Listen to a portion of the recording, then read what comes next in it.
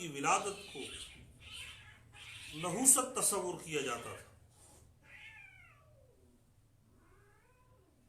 اور یہودی قانون کے روح سے عورت مرد کی موجودگی میں وراثت سے مکمل طور پر محروم تھی، اور خاوند کی وفات کی شکل میں اس کی بیوہ کو دوسری شادی کا حق حاصل نہیں تھا۔ اور عرب کے سماج میں تو عورتوں پر ہر قسم کا ظلم جائز سمجھا جاتا تھا، حتیٰ کہ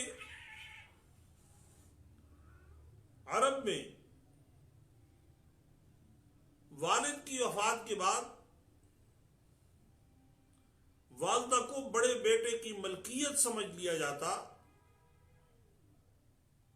اور بیٹا اپنی ماں کے ساتھ نکاح کر کے پوری زندگی سیاہ کاری میں مبتلا رہتا، اور عورت اس ظلم کو برداشت کرتی رہتی۔ اور یہ بات تو بالکل معروف ہے کہ بچیوں کو زندہ دفن کرنا اس معاشرے کا عام چلن تھا، عام رواج اور دستور تھا۔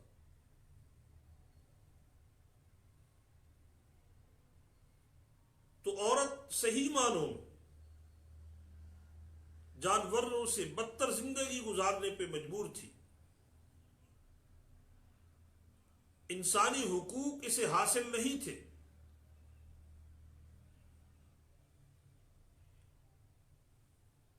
تو اسلام نے عورت کو اپنے سائے رحمت میں لیا، ظلم کی چکی میں پسنے والی اس مظلومہ کو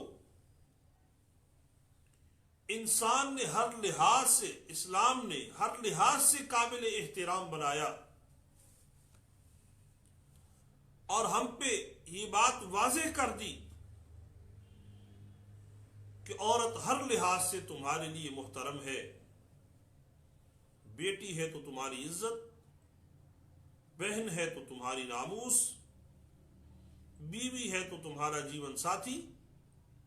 اور اگر ماں ہے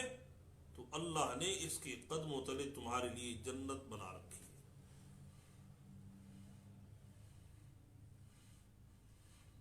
اور وہ بیٹی کہ جس کی پیدائش پر، جس کی ولادت پہ اس کا والد اپنے معاشرے میں سر اٹھا کے چلنے کے قابل نہ رہتا، اور کسی کی آنکھ میں آنکھ ڈال کے بات کرنے کی اخلاقی جرات نہیں کر سکتا تھا، اور اس بیٹی کو زندہ زمین کے حوالے کر دینا، یہ ایک غیرت اور حمیت تصور کیا جاتا تھا۔ یہ مظلوم بیٹی اور یہ مظلوم عورت، اسلام نے اس کو کتنی عزت عطا کی ہے کہ آقا کریم صلی اللہ علیہ وسلم نے یہ فرمان جاری کیا کہ جس شخص کی بیٹی ہو اور وہ اس کے ساتھ اپنے بیٹوں جیسا حسن سلوک کرے، تو قیامت کے دن وہ شخص اس بیٹی کے ساتھ حسن سلوک کی وجہ سے جنت کا حقدار بن جائے۔ بلکہ یہاں تک فرمایا کہ قیامت کے دن اپنی بچیوں کی اچھی پرورش کرنے والا شخص اور ان کے حقوق ان کے حوالے کرنے والا آدمی جنت میں میرے ساتھ ایسے ہوگا جیسے ہاتھ کی یہ دو انگلیاں آپس میں ملی ہوئی۔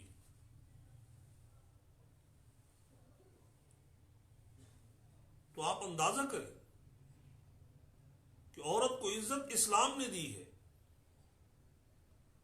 اس کو آزادی اسلام نے دی ہے، اس کو زندگی اسلام نے عطا کی ہے۔ اور پھر اسلامی احکام میں سے ایک حکم قرآن کریم میں یہ بھی جاری فرمایا، تم حقوق کی بات کرتی ہو اور حقوق مانتی ہو، 20ویں صدی میں آ کے تم اپنے حق کے لیے ناجائز طریقے سے لڑنے کے لیے میدان عمل میں آ گئی ہو۔ پھر اپنی تاریخ کا مطالعہ کر لیتی تو خدا کی قسم تمہیں قرآن کریم میں یہ آیت نظر آتی، وَلَهُنَّ مِثْلُ الَّذِي عَلَيْهِنَّ بِالْمَعْرُوفِ وَلِلرِّجَالِ عَلَيْهِنَّ دَرَجَةٌ۔ مردوں کو یہ خطاب فرمایا کہ صرف عورتوں سے اپنے حق نہ مانتے رہنا کہ ہمارا یہ حق ہے، ہمارا یہ حق ہے، جس طرح تمہارے حقوق ان عورتوں پر ہے اسی طرح تمہارے ذمے کچھ فرائض بھی ہیں جو ان عورتوں کے حقوق ہیں۔ صرف حق مانگنے والے نہ بنو، حقوق سے محروم اس ہستی کو اسلام نے اس کے حق ادا کیے اور فرمایا کہ جس طرح تمہارے حقوق ہیں اسی طرح تم نے حقوق ان کے حوالے بھی کرنے۔ اور اسلام تو ایسا شاہکار مذہب ہے کہ اخلاقی پستیوں کے شکار اس جنس کو، یعنی عورت کو، اس اسلام نے اتنا بلند مقام عطا فرمایا کہ